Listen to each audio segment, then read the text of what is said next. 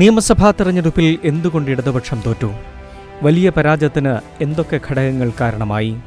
ഞാൻ കൃത്യമായിട്ട് പറയുകയാണെങ്കിൽ ഒരു 20 നൂറ്റാണ്ടിലധികമായി കമ്മ്യൂണിസ്റ്റ് പാർട്ടി അതിൻ്റെ പ്രത്യയശാസ്ത്രങ്ങളിൽ നിന്ന് വ്യതിചലിക്കാൻ തുടങ്ങി, വേറെ ട്രാക്കുകളിൽ ഓടാൻ തുടങ്ങി.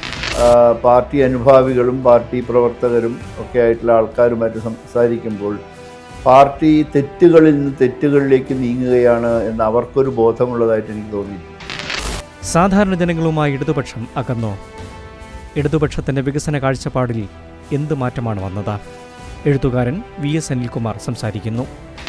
ഈ 6 വരി പാതയും കേരളയിലും കൂടി കഴിഞ്ഞാൽ പിന്നെ കേരളത്തിൽ മനുഷ്യന് താമസിക്കാൻ സ്ഥലമില്ലാതാവുന്ന ഒന്ന്, അതാണ് സാമൂഹികാഘാതം എന്ന് പറയുന്നത്. ഇൻഡെപ്തിൽ ശനിയാഴ്ച രാത്രി 8 മണിക്ക്. മറക്കാതെ കാണുക.